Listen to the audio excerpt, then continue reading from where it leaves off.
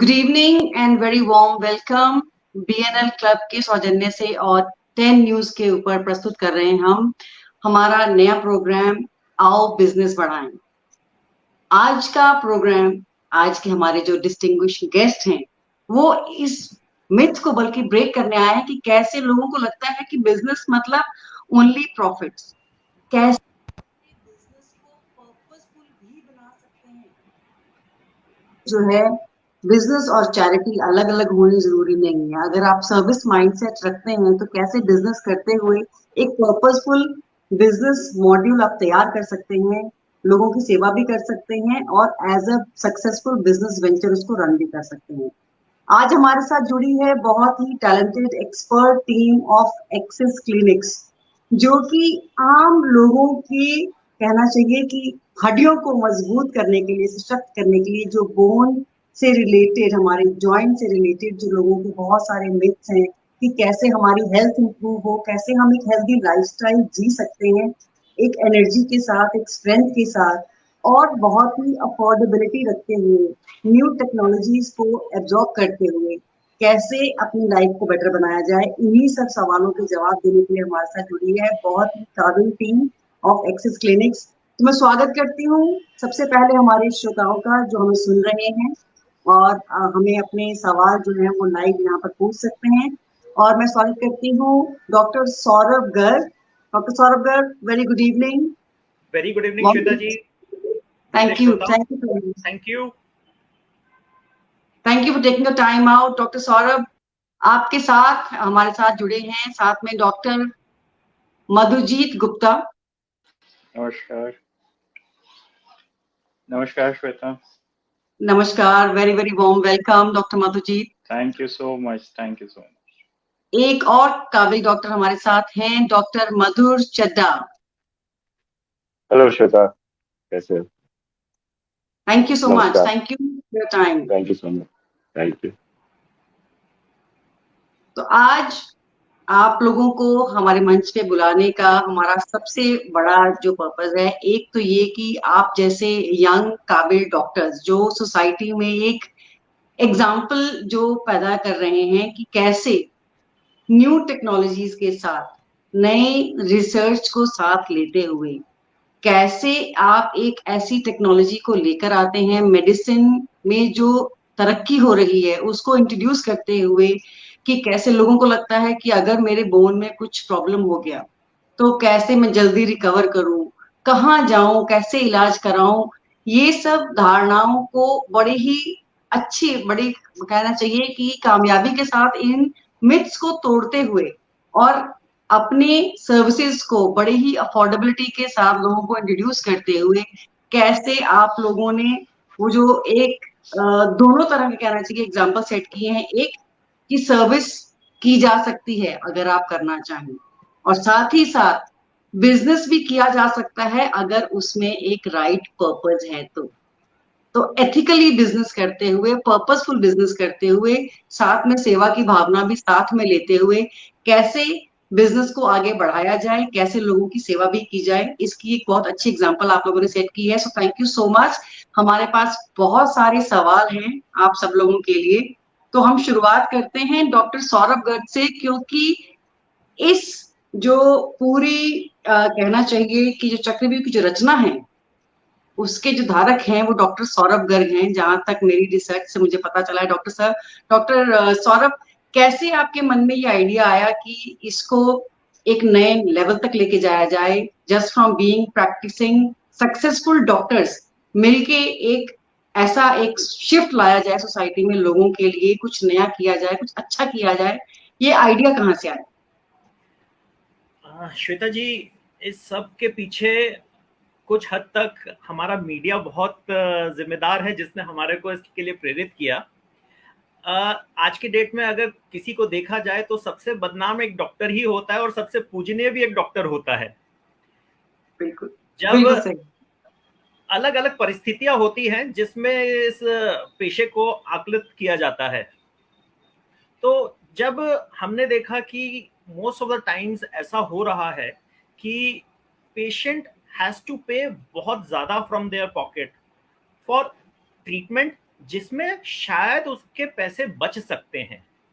वो ऐसे क्या ऑल्टरनेटिव ट्रीटमेंट्स ले सकता है जिससे हम उसको एक ऐसी लाइफस्टाइल दे सकते हैं जिसके लिए उसे बहुत ज्यादा पैसे ना खर्च करना पड़े, उसकी सेहत के साथ कोई नुकसान ना हो, और वो एक नेचुरल वे में उसको ट्रीट कर सके। आज की डेट में हमारी जितनी भी सर्जिकल फील्ड्स हैं, वो सारी मेजर सर्जरीज से माइनर सर्जरीज की तरफ शिफ्ट हो रही है। एग्जाम्पल, पहले गॉल ब्लैडर बहुत बड़े चीरे के साथ निकाला जाता था, अब छोटे लैप्रोस्कोप के साथ निकाला जाता है। हार्ट सर्जरीज के लिए पहले पूरी छाती खोली जाती थी, आजकल वही सर्जरी 4 इंच के छेद से की जा सकती है। रोबोटिक्स, काफी सारे ऐसे एडवांसमेंट्स आ चुके हैं। सो क्यों नहीं ऑर्थोपेडिक्स में आए? सो इस सारी चीजों को ध्यान में रखते हुए हमने ऐसे ट्रीटमेंट्स को इंट्रोड्यूस किया है जिससे हम सर्जरी को भी बचा सकते हैं, कॉस्ट में ऑलमोस्ट 40% की कमी कर सकते हैं, और जो लाइफस्टाइल मिलती है it is at par with the major surgery. Lovely. So in that case, I believe 40% reduction in medical bill is huge, because ये एक बहुत बड़ा हवा है एक आम आदमी के लिए कि अगर उसको मेडिकल बिल देना पड़ जाए तो ये बहुत भारी पड़ता है। इसकी एक बहुत बड़ी एग्जांपल सेट हुई थी ड्यूरिंग कोविड टाइम, स्पेशली जब लोगों को ये चीज रियलाइज हुई कि अगर हमें हॉस्पिटलाइज होना पड़ जाए, अगर पता ना खासा ऐसी नौबत आ जाए कि हमें हॉस्पिटल जाना पड़ गया, तो क्या क्या प्रॉब्लम्स आ सकती हैं। आम इंसान ही नहीं बल्कि हमने देखा सेलिब्रिटीज तक मीडिया में ये चीज काफी हाईलाइट की गई थी कि कैसे उनके लिए भी मेडिकल बिल्स देना भारी पड़ गया।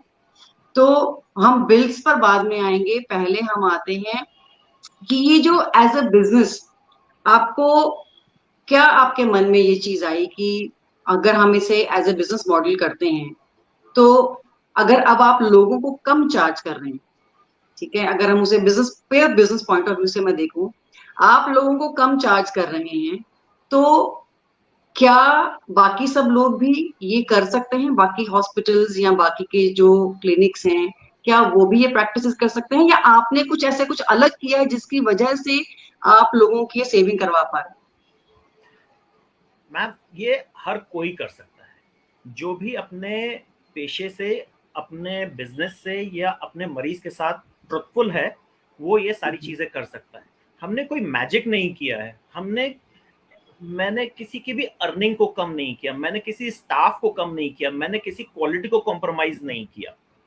ये सारे स्टैंडर्ड्स हैं जो कि गवर्नमेंट ऑफ इंडिया के दायरे में आते हैं। इतने मरीज के ऊपर इतना स्टाफ होना चाहिए, ये सारी चीजों को कवर करते हुए हमने जो टेक्निक्स हैं उनको चेंज किया, हमने मोर एडवांसमेंट्स लेके आए। अब जैसे मान लीजिए कि हमारी कॉस्ट कटिंग होती कैसे है। आज एक मरीज आया, वो 7 दिन के लिए हॉस्पिटल में भर्ती है, तो 7 दिन उसका रहना होगा, 7 दिन उसका खाना होगा, उसके कमरे का एक किराया होगा, फिर इसका ड्यूटी डॉक्टर की फीस होगी, नर्सिंग फीस होगी, प्लस उसकी मेडिसिन का खर्चा होगा, सब कुछ ये सारे बिल बन के आते हैं। अगर हम इस स्टे को छोटा कर लें, हम 7 दिन से इसको 2 दिन पे लेके आ गए। आज की डेट में हमारे प्रोसीजर्स इतने इफेक्टिव हैं कि हम नी पे काम करें या स्पाइन पे काम करें या किसी भी जॉइंट पे काम करें, हमारा maximum stay in the hospital is just 2 days. वो भी मैं तब बोल रहा हूँ कि जब हम कोई बहुत बड़ी सर्जरी कर रहे हैं या बहुत बड़े कुछ प्रोसीजर्स कर रहे हैं। छोटे में हम 1 दिन के अंदर पेशेंट को हॉस्पिटल से घर भेज देते हैं। ये patient, because of new technology, they are able to walk, they are able to perform their household work with in next day actually. So there is no need for them to stay in the hospital for prolonged period. मेरी 20% 25% की कटौती यहीं पे आ गई, जहां पे मैंने patient का स्टे कम कर दिया। इसके बाद जो हमारी सर्जिकल टेक्निक्स हैं, इनमें हमारे को जो हाई एंड कंज्यूमेबल्स होते हैं, जो इम्प्लांट्स होते हैं, उनके ऊपर कॉस्ट कटिंग्स हुई हैं हमारी। उनके ऊपर हमने कोई क्वालिटी बिना कॉम्प्रोमाइज किए, हमने अपने वेंडर्स के थ्रू, अपने पार्टनर्स के थ्रू उनके रेट इतने नेगोशिएट किए हैं कि हमें वो सस्ते में भी मिलते हैं। ये सारी चीजें अगर हम सब मिलके चाहें तो हम बिल्कुल बना सकते हैं ऐसा बिजनेस जिसमें हम प्रॉफिट में भी रहें, इसका फायदा सीधे कस्टमर को मिले। हमारे फील्ड में कस्टमर नहीं होता, हमारे फील्ड में पेशेंट होता है। मैं पेशेंट का नाम लूंगा कि उसका जो फायदा है वो पेशेंट को मिलना चाहिए। एक छोटा सा एग्जांपल जैसे मैं कोट करना चाहूंगा कि जेनरिक दवाइयां और ब्रांडेड दवाइयां, एक्चुअली दवाइयां होती वही हैं, लेकिन बिकॉज वो ब्रांडेड होती हैं उसमें काफी सारा टैक्सेशन हो जाते हैं, उनकी काफी सारी पेटेंट्स हो जाते हैं, इसलिए उनकी प्राइस हाई हो जाती है। वहीं पे दूसरी जगह पे जेनरिक मेडिसिन आती है, सेम दवाई होती है, सेम एफिकेसी होती है, सेम फॉर्मुलेशन होते हैं, लेकिन वो जेनरिक है इसलिए सस्ती हो जाती है। तो इस तरीके के कुछ उपाय होते हैं जिसमें आप क्वालिटी को कंप्रोमाइज नहीं करते, लेकिन अपनी टेक्निक को चेंज करके, अपने वेयर अबाउट्स को चेंज करके, अपने आसपास के कल्चर को चेंज करके आप प्रॉफिट करना बना सकते हैं। वंडरफुल, आई मस्ट अपलॉड, क्योंकि ये बहुत, देखिए ये it is all about mindset. आपने कहा कि हम वेंडर्स के साथ नेगोशिएट कर रहे हैं, हम मेडिसिन को जो कि इजीली अवेलेबल हो सकती हैं, हमारी अपनी कंट्री में ही बहुत सारी मेडिसिन बन रही हैं, हम जेनरिक मेडिसिन की तरफ जा सकते हैं। आपने कहीं ना कहीं वो सोच रखी आप तीनों ने कि हमें प्रॉफिट्स कमाने हैं, लेकिन ऐसे नहीं कि सामने वाले की जेब को काट कर। आप उनको एफिशिएंसी दे रहे हैं, लेकिन उनकी जेब पर वो एफिशिएंसी भारी नहीं पड़े, इसका भी ख्याल रख रहे हैं, which is a very empathetic mindset. वो सोच रख के, ऐसी फीलिंग्स रख के कि हाँ, मैं भी, मेरा काम है इनको ठीक करना, लेकिन इसके साथ साथ अगर उनकी भी बचत होती है तो इसका भी ध्यान रखा जाए। ये this can go in a very long way. मतलब ये एक ऐसी सोच अगर ये सोसाइटी में सबके पास आ जाए, तो लोगों की ये जो एक नेगेटिविटी जो बन गई है अभी डॉक्टर्स के प्रति, हॉस्पिटल्स के प्रति, ये धारणाएं जरूर कहीं ना कहीं बदलेंगी, ये माइंडसेट चेंज होना। आई होप कि आप लोग इस मूवमेंट के धारक बने और इसको एक बड़ी मूवमेंट की तरह लेके जाएं, और आप लोग एक एज एन एग्जाम्पल सेट हो कि देखिए, अगर एक्सेस क्लिनिक्स कर सकता है तो बिल्कुल ये हो सकता है। Thank you so much. So let me ask you a few questions जो कि हमारे पास हमने थोड़ा सा सर्वे किया और लोगों से पूछा, उनसे जाना कि वो क्या आपसे जानना चाहेंगे। सबसे ज्यादा जो प्रॉब्लम आ रही हैं मुझे लगता है वो है स्पाइन को लेकर। It could be because of the sedentary lifestyle. बहुत ज्यादा डिजिटाइजेशन हो गई है, लोगों का लाइफस्टाइल वैसे भी बहुत सेडेंटरी हो गया है, ऑफिस वर्क जो है वो बहुत लेंथी आवर्स भी हो गए हैं। तो उसकी वजह से जो पहला एक सवाल है, बहुत ही सिंपल सा सवाल है, डॉक्टर मधुजीत, मैं आपसे जानना चाहूंगी कि बैक पेन, जो स्पाइन जो पेन है, ये कितनी कॉमन है? मतलब क्या ये हमें लग रहा है कुछ, या ये एक्चुअली में शुरू से ही थी या अभी कॉमन हो गई है, क्या बात है? श्वेता, अगर मैं इस चीज को सही बताऊं तो शायद ही कोई होगा जिसको कभी बैक पेन नहीं हुआ होगा। ठीक है, अब इनको आंकड़ों में समेटना बड़ा मुश्किल है, बट फिर भी आज की स्पेशली लाइफस्टाइल जैसे हो गई है लोगों की, और लोगों की फिजिकल एक्टिविटीज जो हैं रेस्ट्रिक्टेड टू वर्क और अपने रोजमर्रा के काम में ही रह गए हैं, फिजिकल एक्सरसाइजेस वगैरह ये सब मतलब लोग भूल चुके हैं मेरे ख्याल से। तो उसकी वजह से ये बैक पेन जो है वो बहुत ही कॉमन है। मतलब हर किसी ऑलमोस्ट 80 to 90% लोगों को कभी ना कभी बैक पेन होता ही है। और एक्टिविटी रिलेटेड कुछ जैसे इंजरीज होती हैं जो स्पाइन में आपको लगती है डे टू डे एक्टिविटीज में, उससे भी रिलेटेड कई सारे जो क्रॉनिक बैक पेन्स होते हैं, जिसको हम लोग जनरली जो 2-3 महीने से ज्यादा आपका वो लिंगर ऑन करता रहता है बैक पेन, उसको हम लोग क्रॉनिक बैक पेन कहते हैं, जो कि मोस्टली डिस्क वगैरह से रिलेटेड होता है, कभी कुछ वो मस्कुलर होता है, कोई लिगामेंटल इंजरी या जॉइंट रिलेटेड इश्यूज। तो इन सब की वजह से ये बैक पेन्स परसिस्ट करते हैं। ये शायद पहले एक्सरसाइज वगैरह करने से बॉडी ऐसे टोन रहती थी लोगों की, जो ये इतना कॉमन नहीं होता था, बट आज की डेट में ये बहुत ही ज्यादा कॉमन है। और थोड़ा सा अंडर रेटेड भी है इन द सेंस कि लोग इसके लिए ट्रीटमेंट मतलब बहुत readily they seek it's treatment over the counter drug से, जैसे किसी भी केमिस्ट से जाके आपने कोई पेन किलर लेके खा लिया, दो कुछ टाइम के लिए आराम आ गया और फिर वो भूल जाते हैं। तो उसका जो मूल कारण है वो, उस पे हमारा कोई ध्यान बहुत ज्यादा नहीं जाता है। उसके बदले में मतलब हम उसका शॉर्ट टर्म उसका इलाज हम ढूंढते हैं। तो ये सच है कि बहुत ही ज्यादा कॉमन है ये बैक पेन, और हाँ, उसको प्रॉपर अटेंशन, और जहाँ तक मेरा ख्याल है कि अगर बैक को फॉर ग्रांटेड ना लेके उस पर ध्यान दिया जाए तो ये मसला काफी हद तक बगैर किसी मेडिसिन या उससे ही ट्रीट हो सकता है।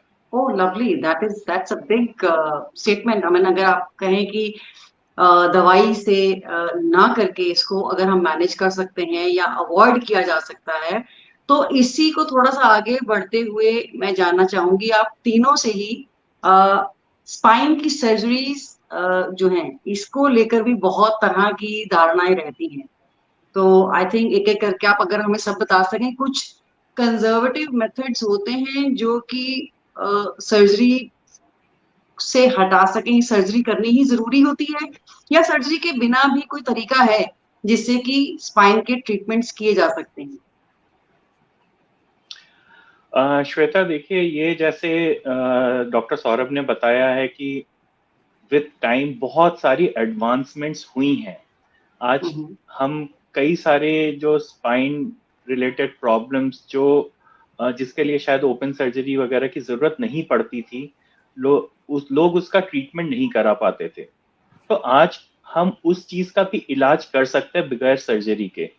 बहुत छोटे से एक मतलब पिन होल इंटरवेंशन से भी उसका इलाज हो सकता है, आपके दर्द को कंट्रोल करा जा सकता है, या आपके स्पाइन में जो प्रॉब्लम्स डेवलप हुई हैं शुरुआती दौर में है, जिसके लिए पहले कुछ नहीं कर सकते थे, उस चीज को भी हम अभी एड्रेस कर सकते हैं।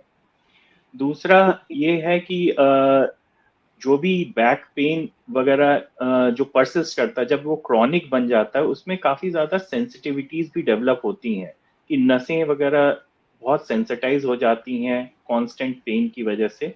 तो उसको भी डिसेंसिटाइज करने के भी तरीके हैं आज की तारीख में, जो बगैर सर्जरी के ही हम कर सकते हैं।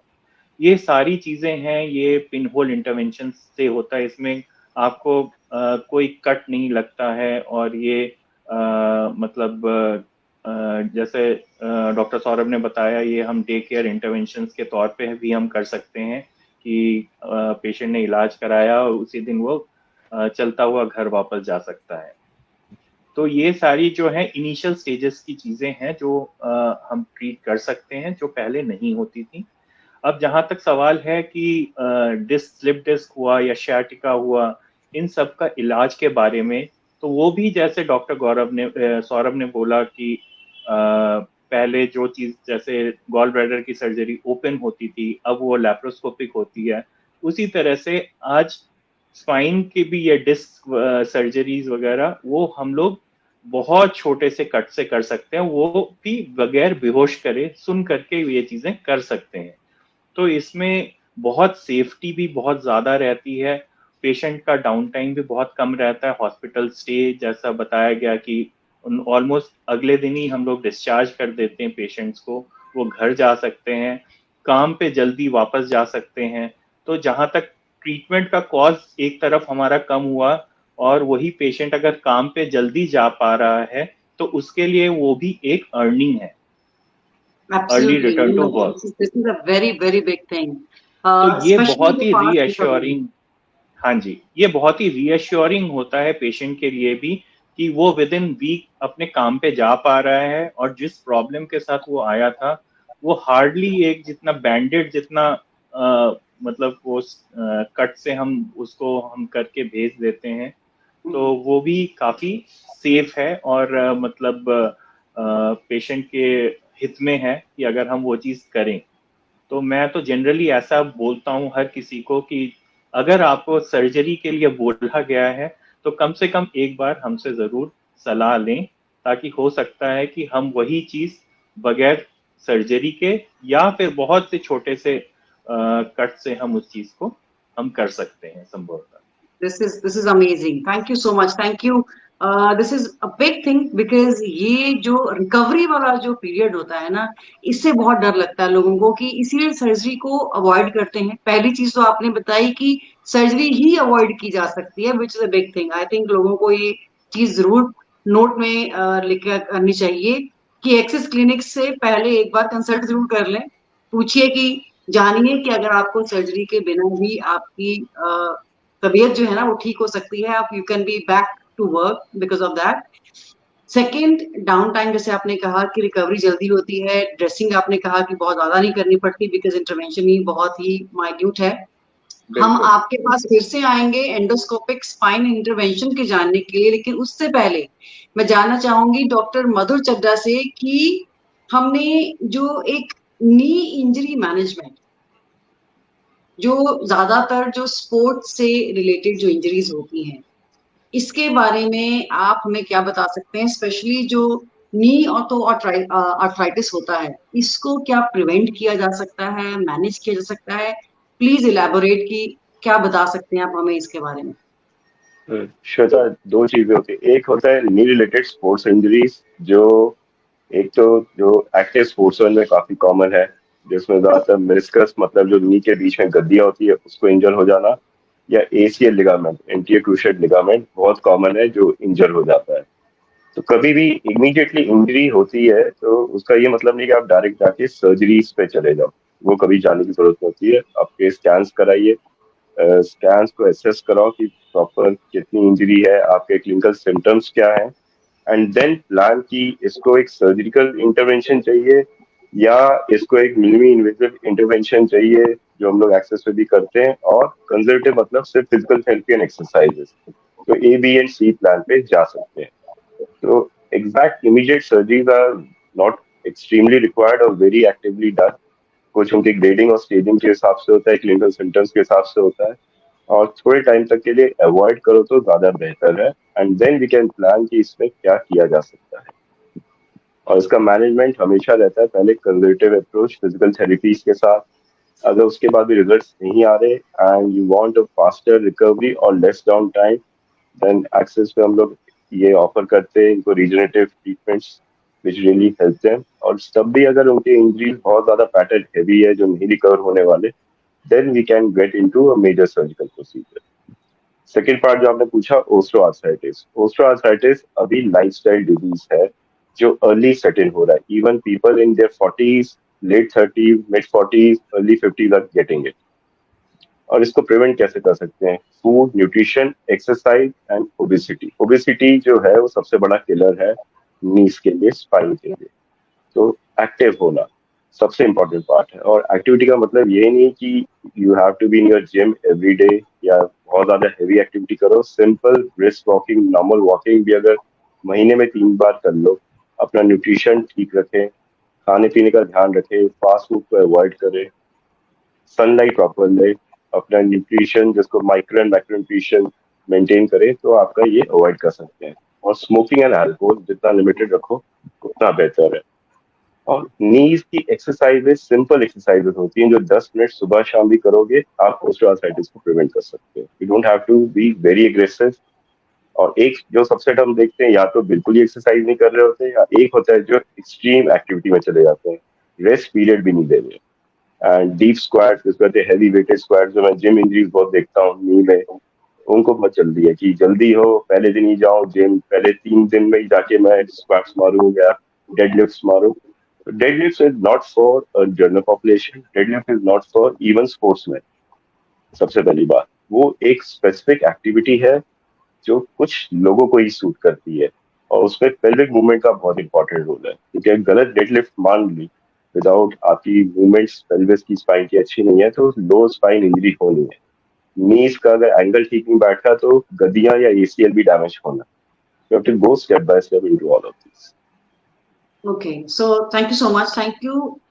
अब एक चीज बताइएगा मुझे, लोगों का जो एक बड़ा ही कॉमन क्वेश्चन रहता है कि क्या जिसकी बोन्स जो हैं या उसकी बोन स्ट्रेंथ बनाने के लिए या मसल स्ट्रेंथ बनाने के लिए, बोन स्ट्रेंथ तो नहीं बना सकते बाद में, लेकिन आप मसल स्ट्रेंथ बना सकते हैं टू गिव अ सपोर्ट, क्या ये लेटर इन स्टेज आप इसको इम्प्रूव कर सकते हैं? अगर मान लीजिए कोई है जो ऑफिस में काम मैं करती हूँ, अगर मान लीजिए ऑफिस में काम मेरी फिजिकल मूवमेंट कम है, तो क्या मेरी डे टू डे रूटीन की जो मॉर्निंग वॉक एक्सरसाइज, क्या वो काफी है? क्या कुछ स्पेशल चीजें हमें अब ऐड करनी चाहिए अपने लाइफस्टाइल को देखते हुए? किस तरह से हम अपनी बोन हेल्थ इम्प्रूव कर सकते हैं, या प्रिवेंशन कर सकते हैं कि हमारी बॉडी प्रोन नहीं रहे toward more of joint injury? क्या कुछ प्रिवेंशन हो सकती है इसकी? क्या उपाय हैं हमारे पास कुछ ऐसे?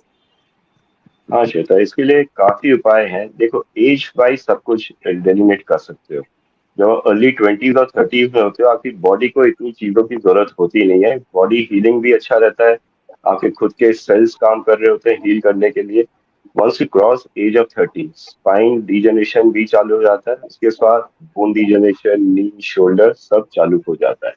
प्लस सेडेंटरी लाइफस्टाइल जो आजकल चल रही है, वो हर एक चीज डैमेज ही कर रही है। तो first part is to be active, not to be a couch potato. मतलब अपना डाउन टाइम आपको करना है नेटफ्लिक्स से, अमेजोन प्राइम से स्पेसिफिकली। सेकंड करना है, अपने अगर ऑफिस में ही बैठे हो आप, तो थोड़ा स्टेयर्स को यूज करो, बीच बीच में ब्रेक्स लो जब भी टाइम मिले। कंप्लीटली अपना फूड जो है घर से खाने की कोशिश करो, घर से बनाने की कोशिश करो, बार बार जोमेटो ऑर्डर मत करो। एवरी वीकेंड पार्टीज करने की जरूरत नहीं है। ट्राई टू गो, एक हफ्ते में एक दिन 1 घंटा कोई स्पोर्टिंग एक्टिविटी को दे दो। अगर स्विमिंग कोई कर सकता है या आती है, या इवन स्विमिंग पूल में वॉक कर सकते हो, तो that will help you even better.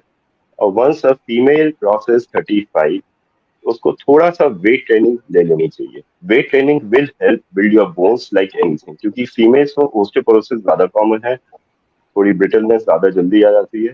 तो हल्का वेट ट्रेनिंग, ये नहीं कि आप go with heavy weights, go with 5 kg, 8 kg, 10 kg, हफ्ते में 2 दिन weight training and flexibility exercises. Pilates are quite good, जिस तरीके से भी आप कर सकते हो। And best is a long walk to prevent your knees and back injuries. Brisk walk, running is good, but again running में अगर लॉन्ग डिस्टेंस रनिंग कर रहे हैं तो इंजरीज बहुत कॉमन है, बहुत प्रोन टू हो, क्योंकि हार्ड सरफेस पे करते हैं। तो उसका भी एक तरीका होता है, नहीं तो उसमें नी कैप इंजरीज बहुत कॉमन आने लग जाती है। तो that's how you go about it. And healthy diet is always, घर का बना खाना जो होता है उससे बेटर कुछ नहीं। लवली। सो हर वो इंसान जो कि अपने काम को बढ़ाना चाहता है, क्योंकि DNL club is all about business growth, तो मैं वहां पर ये बताना चाहूंगी कि ये सब जो हमारे, कहना चाहिए हमारे सोसाइटी के जो वॉरियर्स हैं, जो डॉक्टर्स हैं, इनके थ्रू भी अगर आप मैसेज सुने तो वो यही कहना चाह रहे हैं कि यदि आप वेल्थ क्रिएशन करना चाहते हैं, आप अपने काम पर फोकस करना चाहते हैं, अपनी जिंदगी की, अपनी लाइफस्टाइल को इम्प्रूव करना चाहते हैं, तो उसे सीडेंटरी नहीं बनाकर उसे जो सो कॉल्ड अपना लाइफस्टाइल इम्प्रूव करने के, जो लोगों को लगता है कि हम आउटिंग ज्यादा करें, ईटिंग आउट ज्यादा करें, ऑर्डर कर लिया, अवॉइड किया, तो अगर आप अपना काम बढ़ाना चाहते हैं तो उसके लिए अपने शरीर पर ध्यान देना जरूरी है। और बहुत ही बेसिक चीजें हैं जो मुझे लग रहा था कि शायद ज्यादा कॉम्प्लिकेटेड होंगी, लेकिन आप लोगों ने जैसे बताया तो ऐसा लग रहा है कि बहुत इजी है हमें अपनी स्पाइन का, अपने जॉइंट्स का ध्यान रखना। और कोई, जैसे आपने कहा कि हर किसी के लिए हर एक्सरसाइज नहीं बनी है जिम में जाकर करने के लिए भी।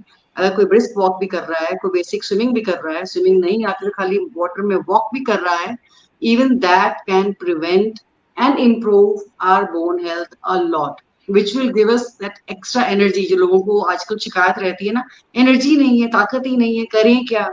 तो छोटी छोटी चीजें भी, कि 2-5 किलो का वजन भी उठाया तो उससे भी आपकी मसल स्ट्रेंथ बढ़ी, उससे भी आप ज्यादा काम कर पाएंगे, ज्यादा अपनी लाइफ को इंजॉय कर पाएंगे।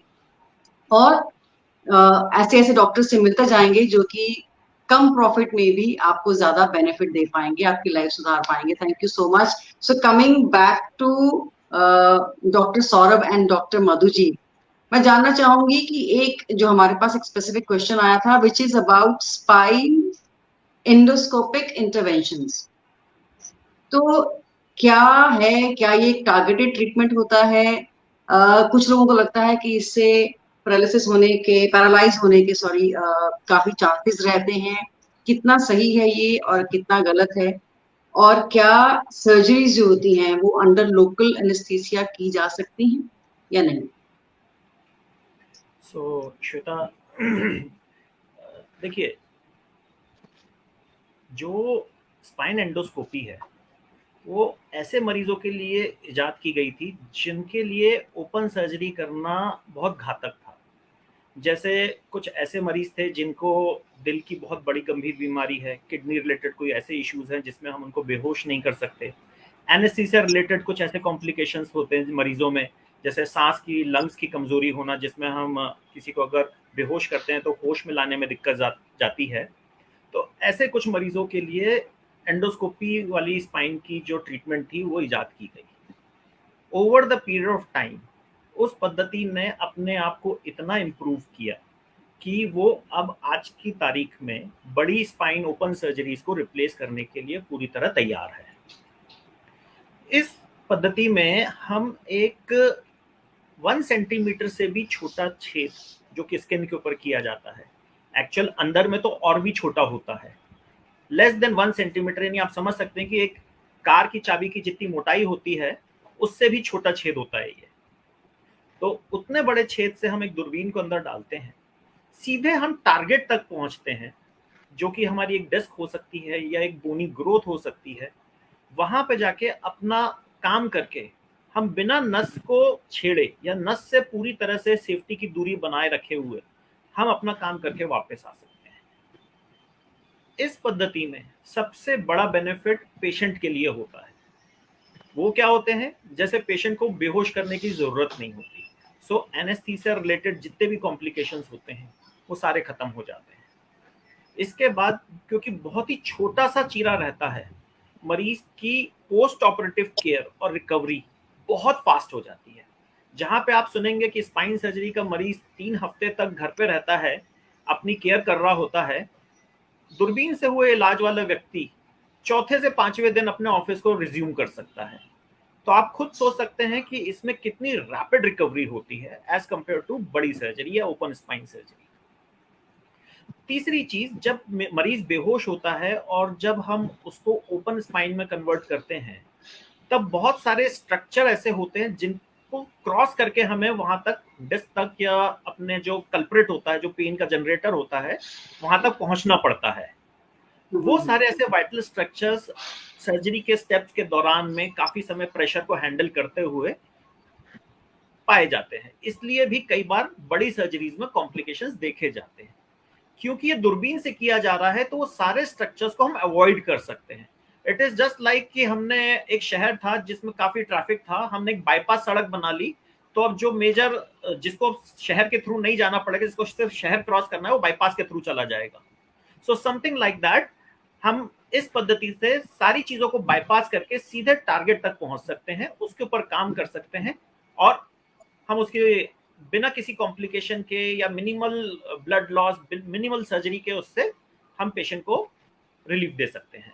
Lovely, lovely. This is really nice because ये सारी क्या होता है कि लोगों के ना मन के अंदर ऐसी जो धारणाएं बनी रहती हैं, उसकी वजह से वो जो कंफ्यूजन वाली स्टेट होती है, उसी से मिथ्स क्रिएट होते हैं कि एक चीज की पूरी नॉलेज नहीं है। मैंने आपसे इसीलिए पूछा ताकि यहाँ पर लाइव एक नेशनल लेवल पे लोगों को ये पता चले कि ये सारी चीजें जो हैं ये इतनी मुश्किल है नहीं, इतनी कॉम्प्लिकेटेड है नहीं जितनी की बना दी जाती हैं। आधी तो आपकी गलत एडवाइस से हो जाती हैं और बाकी आधी जो है वो खुद अपने ही मन में मन गढ़ंत, जिसे कहते हैं ना, बातों से बात आगे बनते बनते चीजें जो है बिल्कुल कॉम्प्लिकेट हो जाती हैं और फिर बहुत सारी अफवाहों में फैल जाती है। जी, क्या कहना चाहते हैं? मैं एक चीज कहना चाहूंगा, जस्ट हमारा एक्सपीरियंस है जो शेयर करूंगा हमारे श्रोताओं के साथ। जब मरीज हमारे पास आता है तो बहुत डरा हुआ होता है। एक छोटा सा किस्सा बताता हूँ कि हमने एक महिला थी, उनको लिया, हमने उनके साथ एंडोस्कोपी का प्रोसीजर किया। तो प्रोसीजर खत्म होने के बाद पूछते हैं, डॉक्टर साहब बस इतना ही करेंगे, इलाज नहीं करिएगा? तो उन्होंने अपनी बहुत ही सरल भाषा बोला कि इलाज तो आपने किया ही नहीं कुछ भी।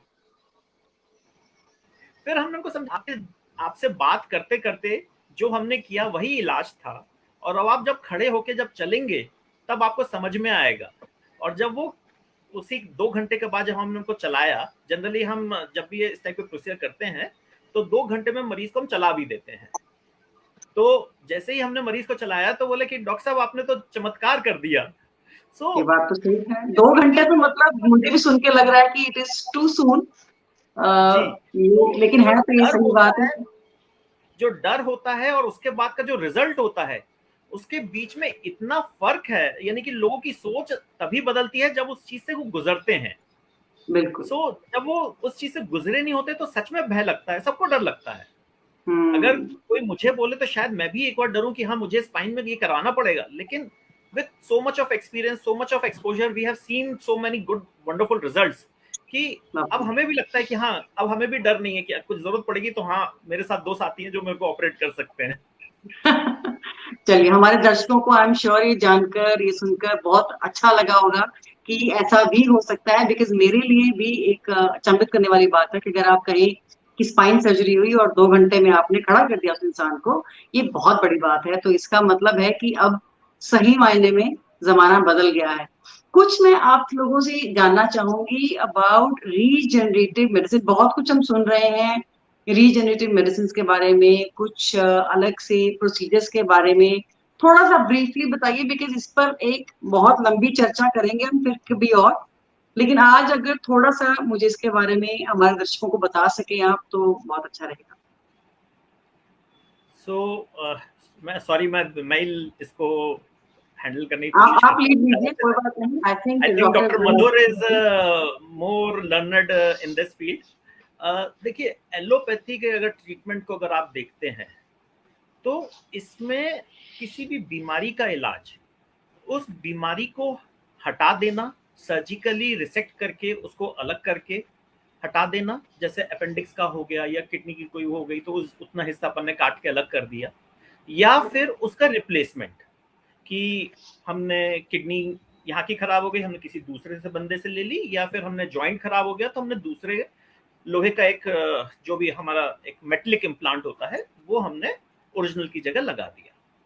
तो रीजनरेटिव मेडिसिन एक ऐसा उपाय है जिससे हम एग्जिस्टिंग बीमारी को स्लो कर सकते हैं, कुछ हद तक उससे हुए डैमेजेस को रिपेयर कर सकते हैं, और हमारा जो ओरिजिनल जॉइंट है या मसल है हम उसी के साथ अपनी जिंदगी आगे बहुत कंफर्टेबली बिता सकते हैं। फॉर एन एग्जाम्पल कि एक जब घुटना खराब होना शुरू होता है तो जैसा कि डॉक्टर मधुर ने भी बताया कि उसमें मेनिस्कस होते हैं, लिगामेंट्स होते हैं, जैसे ACL, PCL, कार्टिलेज होती है। लोग उसको गैप के नाम से बोलते हैं कि गैप कम हो गया या गैप बढ़ गया, गैप आ गया। तो ये सारी चीजें रीजनरेटिव मेडिसिन से हम काफी हद तक नेचुरल तरीके से हैंडल कर सकते हैं। रीजनरेटिव मेडिसिन एक्चुअली आपके शरीर का ही वो हिस्सा है जो आपके रिपेयर में काम करता है। आज की डेट में जो भी अपने को चोट लगती है वो 2 दिन, 7 दिन या 8 दिन, जो भी एक उसका क्रम होता है हील होने का, उसमें वो हील हो जाती है। तो ये हमारी बॉडी ही है जो हील कर रही होती है। बॉडी से ही हम अपनी बॉडी को हील कर रहे हैं। exactly. तो वही है एक तरह से बॉडी के ही हिस्से होते हैं जो हमें हील करने में मदद करते हैं। हम उन्हीं का इस्तेमाल करके आपकी बीमारी को पीछे रिवर्स की तरफ लेके जाते हैं। So this is all about regenerative medicine. So this is also anti-aging. Yes, you can say, but not for whole body, but for a specific locations, yes. ठीक है, तो इस पर हम एक डेफिनेटली एक लंबी चर्चा जरूर करेंगे किसी और वक्त। तो आज मैं कुछ मिथ्स ब्रेक करना चाहूंगी आप लोगों के सौजन्य से। तो सबसे पहली चीज है कि स्पाइन रिलेटेड प्रोसीजर्स स्पाइन को डैमेज कर देते हैं। बहुत लोगों का आज भी मानना है कि चाहे वो स्पाइन में इंजेक्ट कर दिया गया है तो अब आपको लाइफ लॉन्ग वो पेन या डिस्कम्फर्ट या उसकी वजह से कुछ साइड इफेक्ट रहेगा। तो कौन बताना चाहेंगे हमें कि या मिथ है ये या एक फैक्ट है, इसमें कहीं सच है? मैं इस पे थोड़ा सा लीड लेना चाहूंगा। देखिए श्वेता, ये जो है ये एक बहुत बड़ा मिथ है कि स्पाइन में कुछ भी करने से कुछ प्रॉब्लम बढ़ जाती है, ऐसा नहीं है। ठीक है, एक तो है कि यहाँ जो भी हम लोग एक्सेस क्लिनिक्स में जो भी चीजें इंटरवेंशंस करते हैं वो सारे बहुत ही एक्सपीरियंस लोग कर रहे हैं, और दूसरा है कि वो सारी चीजें हम लोग इमेज गाइडेंस में करते हैं। कोई भी चीज ब्लाइंडली नहीं की जाती। कोई भी दवाई कर डालना हुआ या कोई मेडिसिन हम स्पाइन में इंट्रोड्यूस कर रहे हैं तो वो सारी चीजें हम लोग बहुत जांच परख के देख के तब करते हैं। दूसरी चीज है कि जैसे आपके पिछले वाले क्वेश्चन में भी डॉक्टर सौरभ ने काफी अच्छे से समझाया, उसी में मैं एक सेफ्टी का 1-2 पॉइंट और भी ऐड करना चाहूंगा, क्योंकि हम लोग ये सारे प्रोसीजर्स ज्यादातर ऑलमोस्ट 90% से ज्यादा प्रोसीजर्स जो स्पाइन में एंडोस्कोपी को लेके मैं बता रहा हूँ वो सारे हम लोकल एनेस्थीसिया में करते हैं। तो उसमें पेशेंट की सेफ्टी या जो एक स्पाइन सर्जरी के इर्द गिर्द जो एक नोशन बना हुआ है कि मेरे को पैरालिसिस हो जाएगा, मेरी नर्व इंजरी हो जाएगी, इन सब के चांसेस बहुत ही ना के बराबर चले आते हैं जब पेशेंट होश में रहता है। आपने ये देखा होगा कि जो भी ये ऐसी घटनाएं हुई हैं, मोस्टली वो उन पेशेंट्स में हुई हैं या तो वो मतलब जिनमें पूरा फुल एनेस्थीसिया दिया गया हो और वो उठने के बाद उनके नर्व में कुछ इंजरी आ गई हो। लेकिन इसमें मैं एक चीज में बहुत ज्यादा मतलब विथ फोल्डेड हैंड ये मैं बताना चाहूंगा कि कोई भी डॉक्टर जानबूझ के ऐसा नहीं करता है या उसकी मंशा ऐसी कोई नहीं होती है कि उसकी नर्व इंजरी हो, बट हाँ प्रोसीजर रिलेटेड कुछ कॉम्प्लिकेशंस वो रहते हैं। तो सिमिलरली लेकिन इस तरीके से जो हम लोग लोकल में करते हैं उसमें पेशेंट क्योंकि जग रहा होता है, हम लोग अगर कभी भी नर्व के आसपास भी जाते हैं तो पेशेंट हमें सचेत कर सकता है कि ये ऐसा आप नर्व के पास हो, तो हम लोग उस जगह से दूर हट जाते हैं और इससे ये नर्व रिलेटेड इंजरीज बहुत ही मतलब ना के बराबर चांसेस रहते हैं नर्व इंजरीज होने के। दूसरा है कि पेशेंट होश में रहता है, इसलिए हम बहुत ही टारगेटेड वे में ट्रीटमेंट करते हैं कि जहां प्रॉब्लम है हम केवल उस एरिया में जाके हम उस एरिया को ट्रीट करते हैं। दूसरा है ये कि जब पेशेंट, एक तो ये है कि दर्द का इलाज जो है बड़ा मुश्किल होता है क्योंकि दर्द पेशेंट को ही हो रहा होता है, ना तो हम उसे देख सकते हैं ना तो हम उसे नाप सकते हैं। तो हम जो सुन करके जब करते हैं तो पेशेंट जो सोर्स है वो बहुत इजीली आइडेंटिफाई कर पाता है कि हाँ मेरे को इसी डिस्क से प्रॉब्लम है या फला स्ट्रक्चर से प्रॉब्लम है, तो वो हम लोग को बहुत हेल्प करता है to locate the source of the pain and to treat. तो ये बिल्कुल मैं मेरे हिसाब से डरने जैसा कुछ नहीं है कि मतलब इससे कुछ हो जाता है या ऐसा हो जाएगा, बल्कि मैं तो इनकरेज करता हूँ कि स्पेशली द यंगर पॉपुलेशन जिनको शायद डिस्क रिलेटेड प्रॉब्लम्स बहुत मतलब ज्यादा होती है, बट वो just they sit on their problems for the fear of कि भाई नहीं कुछ ओपन स्पाइन सर्जरी करनी पड़ जाएगी वगैरह। तो ऐसे पेशेंट्स को मैं कहूंगा कि और फर्दर ज्यादा डैमेज होने से बचने और उसको लेके बैठे ना रहें बल्कि कंसल्ट करें और उसका इलाज करें। Lovely, thank you so much. एक बहुत ही मजेदार किस्सा हुआ था, तो मैं उसी से रिलेटेड डॉक्टर मधुर से जानना चाहूंगी, बिकॉज डॉक्टर मधुर चड्ढा आप काफी एथलीट स्पोर्ट्स पर्सनालिटीज को ट्रीट करते हैं और मतलब कर चुके हैं, जो मैंने आपके रिकॉर्ड्स में देखा है। तो मैं आपसे जानना चाहूंगी दो चीजें। एक, जो कि बताया गया, हालांकि एक डॉक्टर ने ही बताया, ऑर्थो सर्जन ने बल्कि बताया, उन्होंने कहा कि अननेसेसरी सीढ़ियां चढ़ना, अपनी नीज को एक्सरसाइज करना जरूरी नहीं है। अगर लिफ्ट है तो लिफ्ट लीजिए, सीढ़ी चढ़ने की जरूरत नहीं है। तो ये बिल्कुल ऑपोजिट था जो कि हमें अभी तक पता था। तो ये कितना सच है, कितना मिथ है, कितना ट्रूथ है? और दूसरा कि अगर आपकी बैक पेन है तो आपको bed rest is best for back pain. तो क्या मतलब होता है ना कि दर्द हो रही है, जाके फटाफट लेट जाओ, थोड़ा आराम करो तो ठीक हो जाएगी। तो ये दोनों चीजें के बारे में आप क्या बताना चाहेंगे? ओके श्वेता, तो पहली चीज बैक को लेके, बैक से चालू करते हैं फिर नीज पे आते हैं। तो बैक पेन अगर एक्यूट है तो 2 से 3 दिन बेड साइड आराम करना इट्स ओके, अच्छी चीज है। अगर 2 से 3 दिन में ठीक हो रहा है आराम करके, वेल एंड गुड, और जरूरत नहीं है। उसके बियॉन्ड अगर आप बेड रिडन हो रहे हो तो आपकी मसल वेस्टिंग हो रही है। और एक समझो, एक बात समझो, ह्यूमन बॉडी जो है एक इमारत की तरह है जिसमें हड्डियां एक स्टील रॉड्स है, सीमेंट और आपका जो बाकी का स्ट्रक्चर है वो बोन और मसल्स की तरह यूज हो रहा होता है, फिर लिगामेंट्स और स्ट्रक्चर्स होते हैं। तो अगर हड्डी में या डिस्क में प्रॉब्लम है, डेफिनेटली 2-4 दिन आराम करो। नहीं सेटल हो रहा तो बॉडी मूवमेंट्स, थोड़ी एक्टिविटी इंपॉर्टेंट है, क्योंकि अगर वो एक्टिव हो रही है तो आपकी मसल वेस्टिंग नहीं हो रही, जिसको एक कोर स्ट्रेंथ कहते हैं। हड्डी स्पाइन के आसपास कोर एक्टिविटी बहुत इंपॉर्टेंट है। पेशेंट्स और क्लाइंट्स के साथ ये प्रॉब्लम होती है कि महीनों तक वो सफर कर रहे होते हैं और फिर एंड में आके बोलते हैं कि अब हमें पूरा ठीक कर दो। उनका पार्ट तो हम ठीक कर सकते हैं, लेकिन जो कोर की डीएक्टिवेशन हुई है जो महीनों में हुई है उसको ठीक होने में भी महीनों लगेंगे। तो आप अगर इम्पेशेंट रहोगे तो कभी ठीक नहीं होने वाले। You have to give yourself ample amount of time. Second चीज, नी को लेके, अगर ओवरवेट हो और स्पाइन प्रॉब्लम है तो नी प्रॉब्लम आनी है। अब ओवरवेट हो तो एक साइकिल में हो, फिर आप चलोगे नहीं तो नी पेन बढ़ेगा, और चलोगे तब भी नी पेन बढ़ेगा क्योंकि आप ओवरवेट हो। और इसके साथ एक तो ये ओवरवेट का इश्यू आ जाता है, तो आपको वेट कम करना होता है अगर नीज को सेटल करना है। थर्ड पार्ट, नी में again same principle, acute injury हुई है, रेस्ट करो, एक्टिविटी कम करो।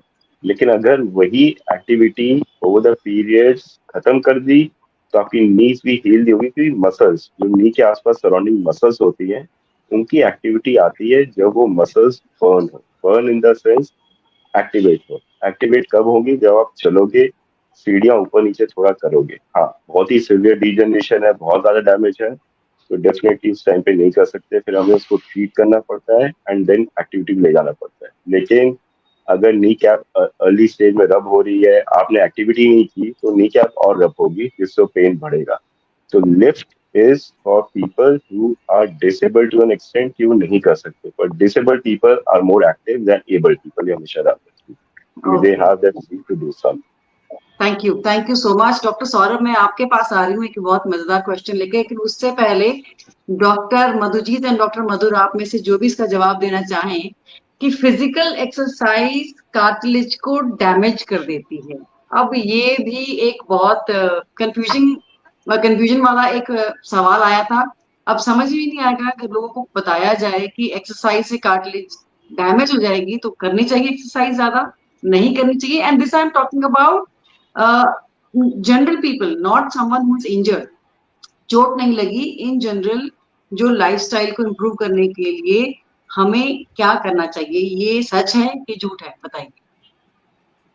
कभी कोई एक्टिविटी आप चालू करो लाइफ में तो उसका एक प्रोटोकॉल होता है, एक फॉर्मेट होता है। तो अगर आपने कोई एक्टिविटी नहीं की और चालू कर रहे हो, पहले दिन ही बोलोगे या 5 मिनट भाग के आ जाओ, तो आपके सारे कार्टिलेजेस मसल्स में पेन आएगा ही आएगा।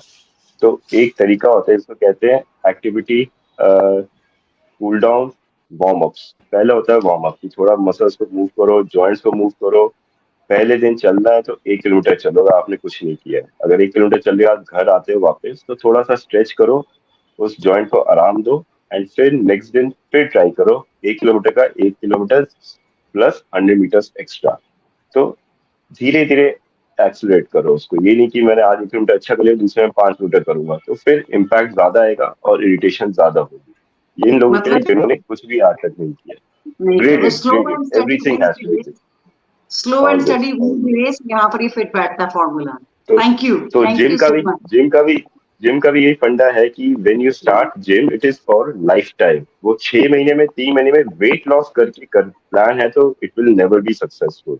जिमिंग और activities life long, just like your food. तो करना है तो लाइफ लॉन्ग ही करना है, और स्टडी, स्लो एंड स्टडी तरीके से करना है। लवली।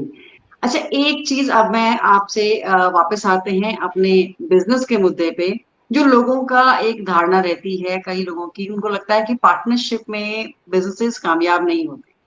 अब यहाँ पर तो 2 नहीं 3 पार्टनर्स हैं, तो आप लोगों की क्या, आप लोग सलाह देना चाहेंगे क्या? ऐसी एक गोल्डन नगेट देना चाहेंगे हमारे दर्शकों को कि यदि वो बिजनेस कर रहे हैं, किसी भी प्रकार का हो सकता है, वो कोई भी बिजनेस हो सकता है, तो जब मिलके काम करें तो क्या वो चीज है जो सक्सेसफुल बनाती है पार्टनरशिप को? डॉक्टर सौरभ, स्टार्टिंग आपसे करते हैं, और प्लीज आप सब लोग अपना छोटा सा एक ब्रीफ इसमें अपना योगदान दीजिए। मेरे पास कुछ कुछ सवाल है, समय कम है, लेकिन मैं सवाल पूछना चाहती हूँ आपसे काफी सारे, तो बताइए डॉक्टर सौरभ हमें।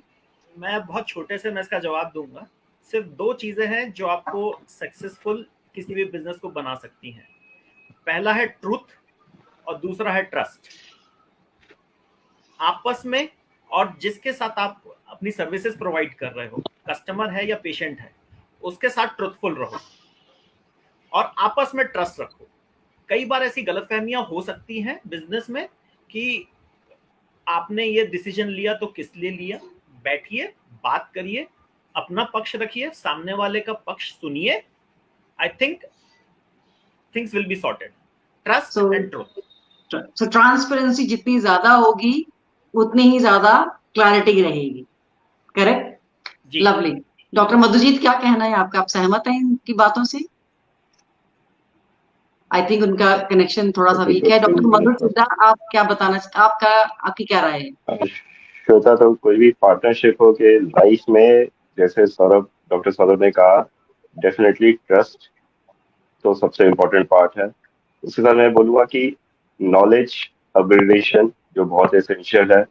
सेकेंड, जितना नॉलेज अपग्रेडेशन करोगे उसके साथ उतना ही internal conflict and internal ego levels कम रखो, and work for the brand not for your name. आप अच्छा काम करोगे, आपका नाम हो ही जाएगा। अब जब तक ब्रांड के लिए काम करोगे और लोगों के लिए काम करोगे, आपके क्लाइंट्स है, तो provide them honest and good services and work for your brand, it works better. ये चीज लवली। तो मतलब सोच ऊंची रखें, बिजनेस को ब्रांड तक कैसे लेके जाना है, कैसे क्वालिटी देनी है, क्वालिटी के साथ साथ स्किल एनहांसमेंट। बहुत अच्छे शब्दों में आपने समराइज किया इसको। आपको क्या लगता है कि ऐसे कौन से एलिमेंट्स होते हैं जब चीजें आपके अनुसार नहीं चलती बिजनेस में? जैसे कोविड आया, तो कोविड में ऐसा नहीं कि हॉस्पिटल्स इफेक्ट नहीं हुए, बहुत मेजर रूप पे इसका इम्पैक्ट लोगों को लगता है कि इस इंडस्ट्री पे नेगेटिव इम्पैक्ट नहीं आया, लेकिन बहुत ही ज्यादा नेगेटिव इम्पैक्ट आया है इस इंडस्ट्री पे भी। तो ऐसे एडवर्स सिचुएशंस में क्या आप लोगों की राय है कि क्या करना चाहिए to sustain a business, to sustain that relationship with in the organization? अपनी टीम को मोटिवेटेड रखना, आपस में उसको बिजनेस को सस्टेन करना, और अपने क्लाइंट्स के साथ भी एक एंगेजमेंट बनाना कि हम हैं। आश्वासन सिर्फ अपनी टीम के लिए नहीं है, सिर्फ अपने लिए नहीं है, अपने क्लाइंट्स के लिए भी है कि हम भी आपको छोड़ के नहीं भाग रहे हैं। तो क्या कहना चाहेंगे इसके लिए? डॉक्टर सौरभ, आपसे शुरू करते हैं। बिल्कुल। देखिए, टफ टाइम हर बिजनेस को परखने के लिए बहुत ज़रूरी होता है। Tough time makes tough people and resilient people. जब आप एक कड़ी परीक्षा से होकर गुजरते हैं ना, तो जो आपको रिजल्ट मिलता है वो भी उतना ही अच्छा मिलता है।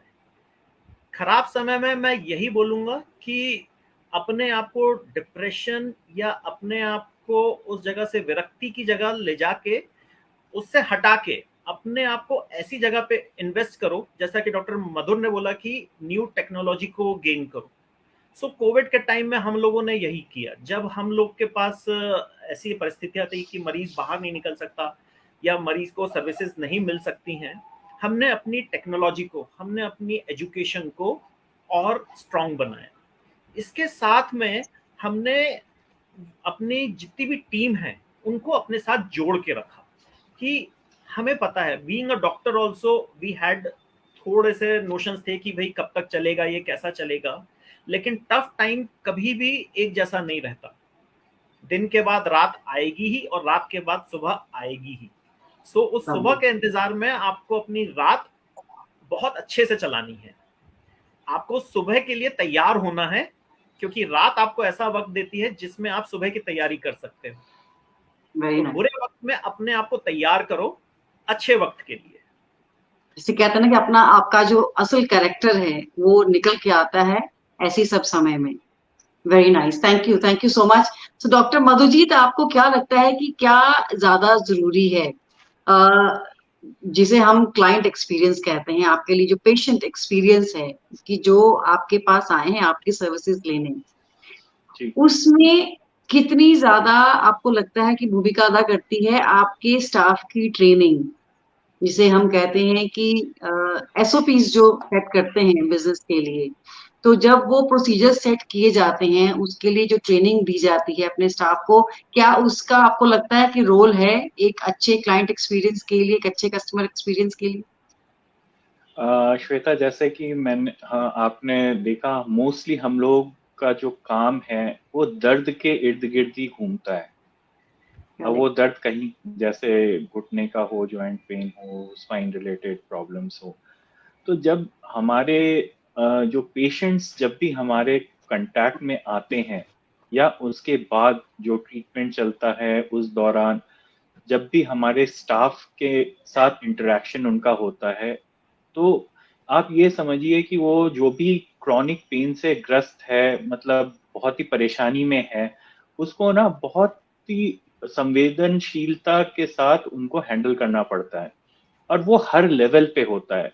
मतलब वो पेशेंट जब हमारे रिसेप्शन पे आता है, वहां से हम तक जब तक पहुंचता है, या अगर उसका कुछ प्रोसीजर है तो वार्ड में सिस्टर्स का, उनकी handling, post of follow up में उनके साथ बातचीत, उनके अपडेट्स लेना, तो उसके लिए काफी कंपैशन की जरूरत होती है, काफी एम्पैथी की जरूरत होती है।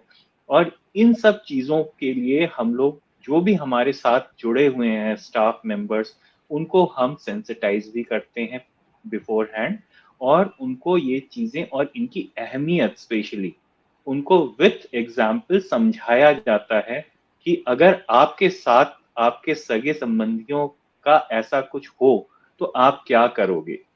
तो हमारा एक ये बहुत ही सिंपल तरीका होता है, सौरभ इस चीज को बहुत फ्रीक्वेंटली यूज करता है, to put the person in other shoes, कि आप उसकी जगह आप अगर होते तो आप क्या करते।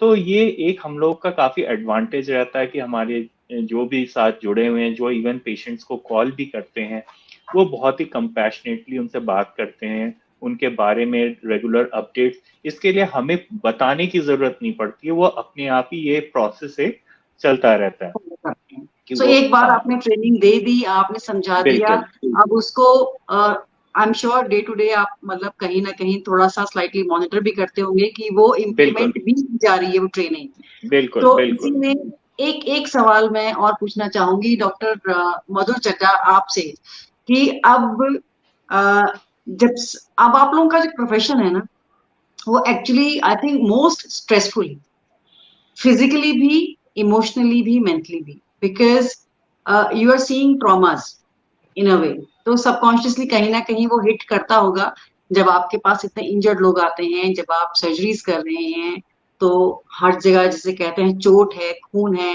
दर्द है।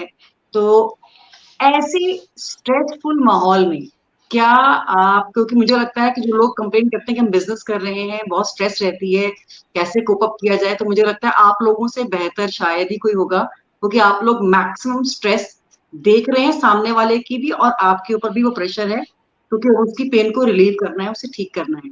तो ऐसे टाइम पे आप क्या एडवाइस देना चाहेंगे कि लोगों को, कि जो स्ट्रेसफुल माहौल होता है जिसमें प्रेशर है to perform and also pressure to handle your own emotions, ऐसे में क्या किया जाए जिससे कि आप एक बैलेंस अपने में भी लाके रखें और सही डिसीजन ले सकें अंडर दैट प्रेशर।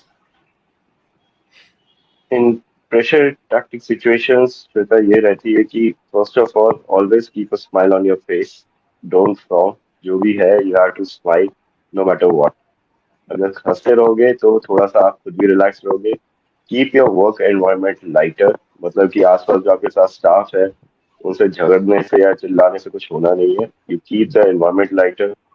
जितना भी कलीग्स के साथ थोड़ा बहुत हल्की बातचीत लाइटर नोट्स पे करते रहो। Third part, keep a small hobby. Saurabh को वीडियो गेम खेलने की आदत है, बीच बीच में डिस्ट्रेस करने के लिए मोबाइल में खेल लेते हैं। डॉक्टर मधु जी माउथ ऑर्गन बजा देते हैं। मेरे को, मैं वॉक पे चला जाता हूँ काम करते करते, बीच में अगर मुझे लगता है कि इट्स गेटिंग बिट स्ट्रेसफुल, या just keep on chatting with all the staff जो भी होता है। तो some activity you have to do, और just do some physical activity or mental activity. That is most important. And thank you so much. yeah, that is. Thank you.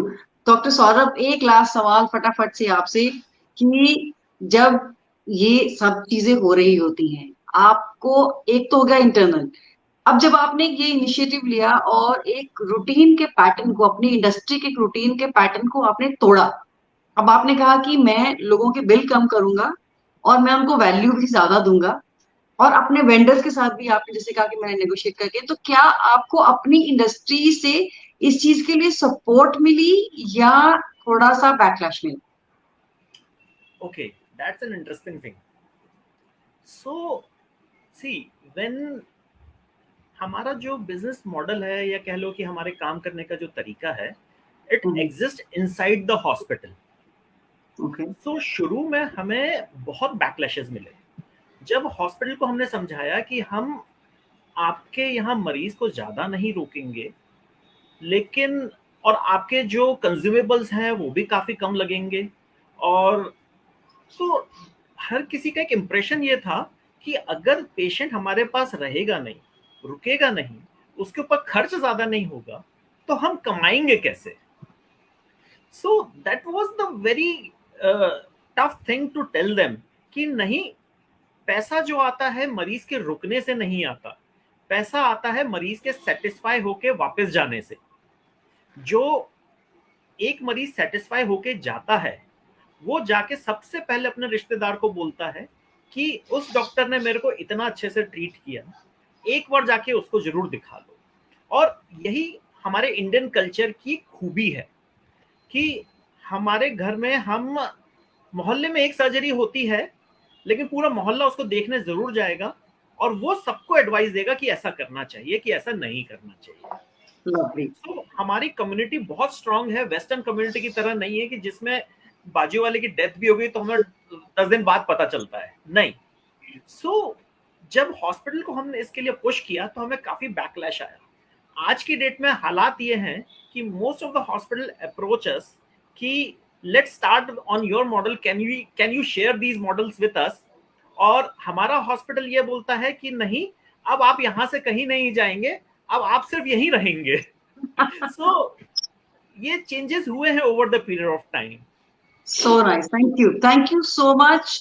I hope कि हमारे दर्शकों को आज बहुत सारी वैल्यू मिली है, ना सिर्फ बहुत सारी free medical advice doctor Saurabh, doctor Madhucharan, doctor Madhujit के द्वारा, बल्कि बिजनेस की इतने सारे गोल्डन नगेट्स आज मिले हैं कि कैसे एथिकल प्रैक्टिसेस की जा सकती हैं, कैसे वैल्यू ड्रिवन बिजनेसेस किए जा सकते हैं, कैसे आप अपने पैशन को, बिजनेस की तरह काम को एक अच्छे profession, to being true loyal to that profession, उसकी तरह निभाया जा सकता है। अपनी क्लाइंट एंगेजमेंट की जा सकती है, स्किल एनहांसमेंट की बातें हुई हैं, बहुत अच्छी अच्छी बिजनेस टिप्स मिली हैं। अगर लोगों ने नोट नहीं किया तो कृपया कर इसका रीप्ले देखकर ये पॉइंट्स नोट जरूर करें। स्ट्रेस मैनेजमेंट भी एड्रेस कर दिया। तो आज आपने सिर्फ हड्डियों की नहीं बल्कि कहना चाहिए माइंडसेट की भी बहुत अच्छी ताकत बढ़ाई है। Thank you so much for being with us. जल्दी ही हम आप लोगों को फिर से बुलाएंगे कुछ अच्छे इंटरेस्टिंग टॉपिक्स पर और बातें करने के लिए। And we are wishing you from the family of 10 news कि आप लोगों को ऐसे ही सेवा करते रहें, अपने बिजनेस को बढ़ाते रहें, ताकि हमारा भला होता रहे, मैं कहूंगी, क्योंकि आपके बिजनेस में इनडायरेक्टली, इनफैक्ट डायरेक्टली भला जनता का ही हो रहा है। So thank you so much for coming, and thank you for your time. Thank you very much. Thank you.